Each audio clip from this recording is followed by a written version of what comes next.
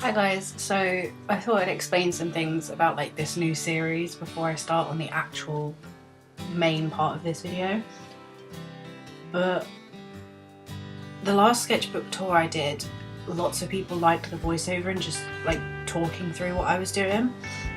So I thought I would start doing a series where I would do a speed paint or a drawing or something like that, and I would either tell you a story about myself or stories of like things that have happened in my life that maybe some people relate to or just they want to know, and see if maybe hearing someone else go through the same sort of thing would help you out. Maybe it will tell you something that can help you out if you're going through the same thing, or maybe if you just want to hear that someone else is going through exactly what you're feeling. And this was the first thing that I thought I should tell people about when I thought I needed to kind of introduce myself, because it's the biggest thing that's affected me since I was probably 12, 13. And I think it's one of them things that, you know, I'm never gonna fully get over. I've learned how to adapt to it, and I've learned little tricks and things that I do that can help me get through it, but nothing's ever really gonna take it away. So I thought for the first video I would talk about how I've dealt with my anxiety, social anxiety, through life, and just kind of things that maybe someone else would want to hear. Maybe hearing it will make you feel better and just know that someone else is going exactly through what you're going through. I did do a whole script for this, and I'm completely not using the script because I thought it was too formal. So instead I just have some questions and I'm just going to answer them, and they're questions that I thought that maybe people might want to know or would just make it easier to explain things. But going completely unscripted is already being a problem because I already feel like I'm going off on a tangent, so I'll try and keep it relatively to the point. But the first question I've got down is, when and how did it first start? So when I first started noticing it, it was at the start of upper school. I don't know what that would be in other countries, obviously this is in the UK, but I was about 13, 14 when I first fully noticed it started to like develop and happen. And it wasn't like you just wake up one day and suddenly like you're petrified of everything, you have anxiety about doing anything that you haven't done before. It was gradual and slow, and there was lots of different things that led up to then seeming like everything happened at once, but there was lots of little things that started to happen to begin with. So like one of the earliest things I can remember is obviously I had lots of friends and that growing up in middle school when I was about, I want to say about 9, 10, 11. But when I got to upper school about 13, 14, I was really struggling to speak out and just talk to anyone that was new. I couldn't talk to teachers. I was struggling to even speak to some family members that were older than I was. Something as simple as being sat next to someone new that I'd not spoken to before, I couldn't even speak. I couldn't bring myself to speak in front of them if I didn't know them and I hadn't talked to them properly before. And it was things like not putting my own hand up in class.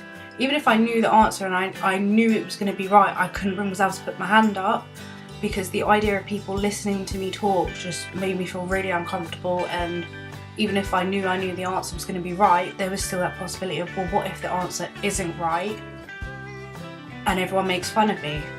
Realistically, that's not going to happen, but it didn't stop me from worrying and thinking about it. The other main thing that I started to notice that I realise now is a problem that quite a lot of people have is even going up to a small corner shop that was by my house. It started to get to the point where I couldn't bring myself to pay for things by myself. Not the concept of the money, it was actually being able to go up to the person that was at the till, hand over the money,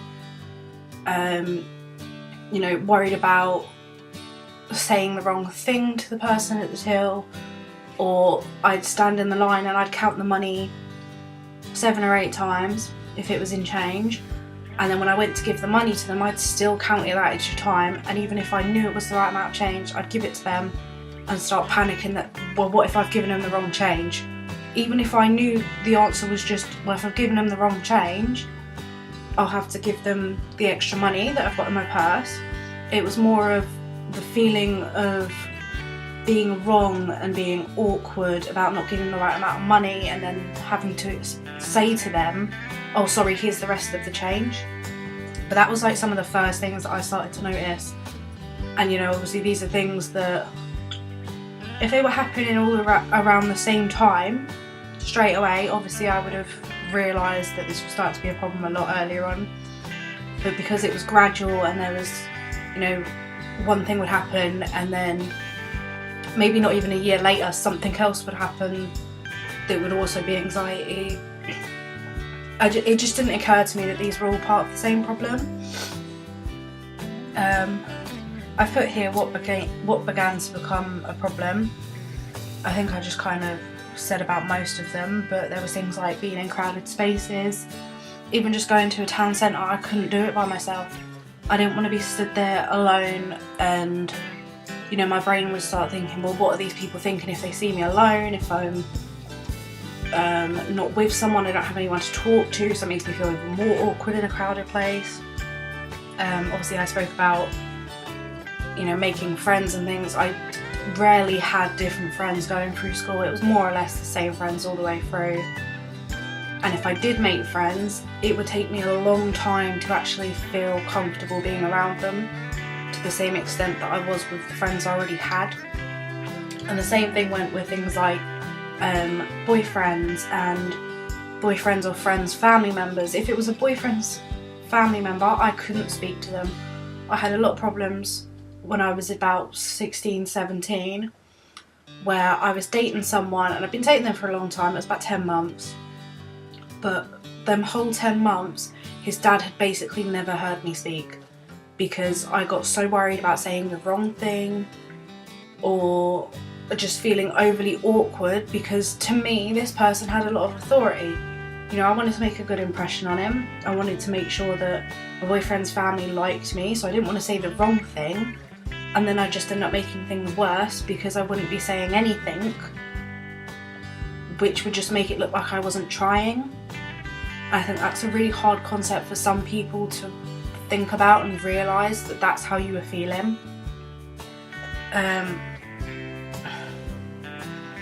Like I said, like with the boyfriend's dad, the ex-boyfriend's dad, it did get to a point where he turned around, he said to my then boyfriend at the time, you know, she's really rude, she doesn't want to speak to us, she doesn't want to have anything to do with us. And it completely wasn't the case. I was just so worried about saying this wrong thing, either to him or in front of him, making the wrong impression, that I just thought it was better to say nothing at all. And even when my boyfriend came to me and said, you know, he thinks you're being rude, he just wants you to talk to him, that in my mind just made it worse, because that said to me that if I spoke, I would make the wrong impression. If I didn't speak, then it would still go downhill, and I couldn't even bring myself to explain that that was why I wasn't speaking. I just couldn't. It never crossed my mind to speak out about it. My boyfriend at the time at one point had told his dad that this is why she doesn't really speak. She really struggles to. She has social anxiety. But I think a lot of people think that it's something just mentally causing you problems, but physically I couldn't bring myself to speak at all. Even if I went into a situation telling myself I would be fine, just have some chats, like speak about stuff that I like, just give them a chance to get to know me, it didn't matter. My body would still go through, you know, having nausea, feeling really tense, like my mouth not actually moving to say the words that I'm thinking I want to say. There was a point where I'm still with my current boyfriend. It's been 5 years, and there was a point where we were going out for a dinner, with his mum, his stepdad. It was for his sister's birthday, so she was there, her boyfriend was there, the brother, the grandparents, the whole lot were there. And they knew I really struggled to speak to them, but I thought I wanted to try and be a bit better and, you know, show up to these family gatherings, you know, because they'd spoken to me before and said how much, you know, they wanted to see me and they missed me and things. So, you know, I told myself it'll be fine, they want to see me, even if I don't speak much, if I just show up, it'll be fine.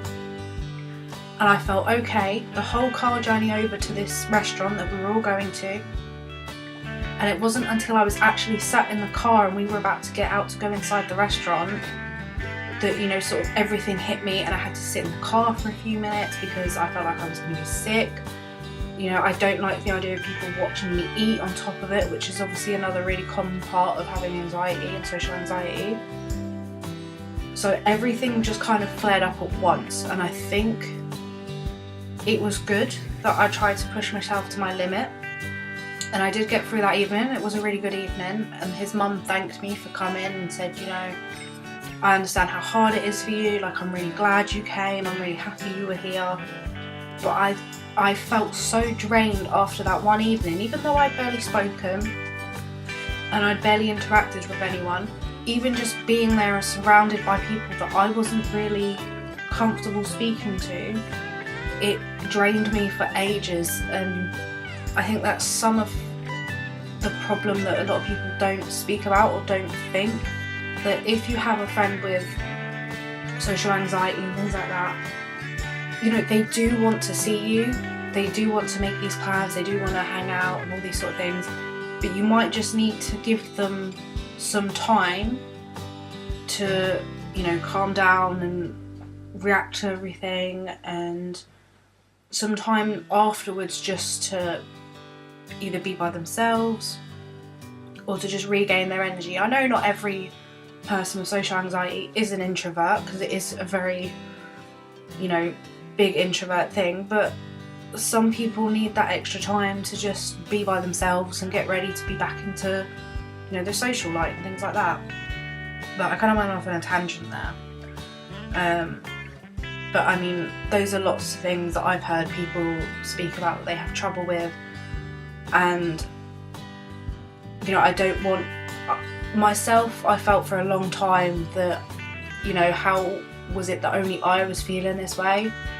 And I came with a really big struggle to realise that it weren't just me, and that there was people that felt exactly the same way as I did, but you can't really see it when you're going through it, because, you know, your problems feel so big and you don't see anyone else facing these problems. But other people are facing exactly the same problems that I was going through. So I don't know if that helps, maybe knowing someone else was going through exactly what you were going through, because it helped me quite a lot when I realised it. And I'll move on to the next question, because I've gone off on a complete tangent. But I put, what did I do to help me cope with it? Honestly, I didn't do a lot. I didn't go to the doctors, I didn't, you know, do anything to help with my mental health, because for me, I'd always seen that as kind of giving up, and a lot of people already didn't understand what I was going through.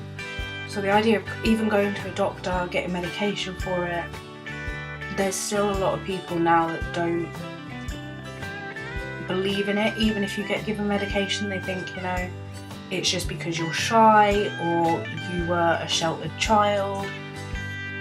But it's a lot more than that. But I never went to any sort of doctor for help with it, and I wish I would, because maybe I wouldn't have struggled so much growing up. But, you know, that option's not for everyone.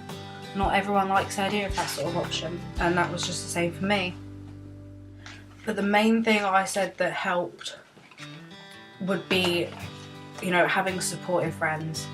I didn't have support for a long time from the family that I had and people that were around me. I had, you know, one or two friends that would really help towards what I was going through. But it wasn't until I kind of made it so it was just me that I realised that there were certain people that were doing so much to help me. Like my best friend would do it all the time for me. If we went shopping, you know, I wouldn't even have to ask her. She would just say, what, do you want to buy this? If I'd say yeah, then she'd be like, okay, do you want to give me the money or the card? And then I'd go up with her to the till, but she would do the paying for me because she knew it would set off my anxiety so bad. Things like the boyfriend that I'm currently with, he knows about it. It took him a while to get on board at first and understand what I was struggling with so much, but it would be things like he'd know that I wouldn't want to answer my phone if I didn't know who was calling. So instead of me just letting the phone ring or hanging up, he would answer the phone for me, and if it was important and I needed to take it, then he would hand me the phone. If not, he would deal with whatever it was. Same for buying things, you know, he'd buy the things for me, even if it was with my money, just so it takes me out of that interaction so I don't have to get so worried about it. Things like restaurants, I could never order food for myself because for whatever reason I couldn't bring myself to speak to the server. So if we went to a restaurant, he knew straight away that he would order for me, and even if the waitress, you know, would gesture to me or ask me specifically what I want, you know, he would answer for me. And, you know, I'm sure there's plenty of waitresses that thought, you know, well, he's not being nice or something like that, but he was doing the best he could for me, because just taking that interaction out would make me feel so much less stressed, so much more relaxed. I wouldn't have to worry about it. Sometimes even when the server would come with the food to put it down in front of you like they do at the restaurants, I would get so much anxiety about making sure my phone was out of the way, making sure my cup was out of the way, the cutlery was separate so there was plenty of space to put it down. When they take food away from me at a restaurant, I would panic thinking, well, do they want me to hand them the plate? Will that make that easier? Or should I just leave the plate out in the front? Or will they think I'm being rude if I don't hand them the plate? So, you know, I'd always make sure that the plates were stacked more or less, the cutlery was on top. I would do whatever I could basically to make sure that someone wouldn't think I was being rude or insensitive. And, you know, obviously there were times when me doing them sort of things did come across the wrong way and people thought I'd been rude because I wasn't speaking to them. And I'm hoping that this video maybe helps people who struggle to understand what's going through someone's mind when they have social anxiety, or if you have a friend that has it, what maybe you could be doing to help. Just if they really struggle with any sort of interaction socially, you know, and you know you can help by intervening in that, maybe ask them first. Obviously don't just go ahead and do it because that can make them feel worse. But, you know, ask them, do you want me to do this for you? Do you want me to do that? Will that make it easier? Because a lot of the times it will. Things like constantly asking if, you know, if you have someone come around your house that has it and they're constantly saying, you know, am I alright to do this? Am I alright to do that? Can I have a shower? Can I eat this food out of the cupboard? Like, don't, you know, tell them, just stop asking. Don't get angry that they feel like they need to ask all the time. Even if you're the closest of friends, just let them do what they need to do to feel comfortable. You know, because you might say to someone who's like that, like, you don't need to ask, you just do whatever you want to do, but it's still going to create anxiety, and then they're going to feel even worse because they're going to feel like them asking is causing the problem. So if there's anything you can do, maybe ask them if there's anything you can do to help. If there's certain things that they do that annoy you, maybe just take a step back and realise that maybe they don't want to do these things that they're doing that's going to annoy you, but they can't help it. It's, you know, wired in their brain they need to do it a certain way, or, you know, someone else in the past has got angry with them doing a certain thing, so now they struggle. You know, just take that time to talk to them and see if there's anything you can do to further help them. I mean, my worst fear growing up was that I wasn't going to be an adult, and I know that sounds really weird and depressing, but I thought for years when I was about 16, maybe even 17, that I wasn't going to grow up and be an adult because I couldn't. I always saw it as if I couldn't even answer the phone to someone's number that I didn't know, how was I going to get through a job interview speaking to someone that I don't know and trying to persuade them why they should let me have a job?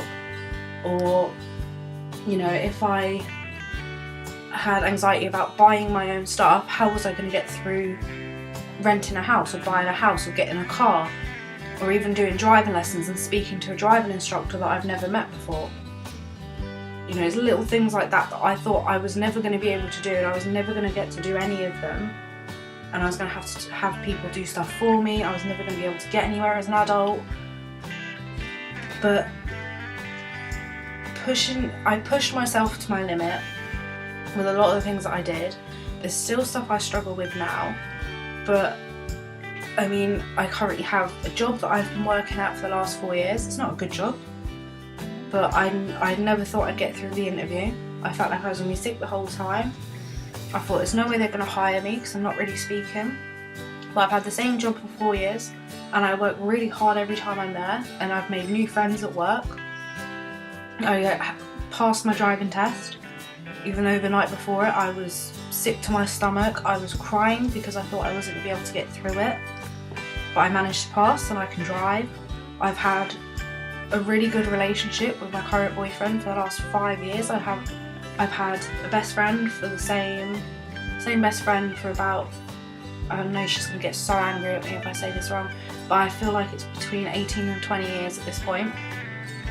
And okay, we've had arguments in between, but she's always been there for me. I've always been there for her.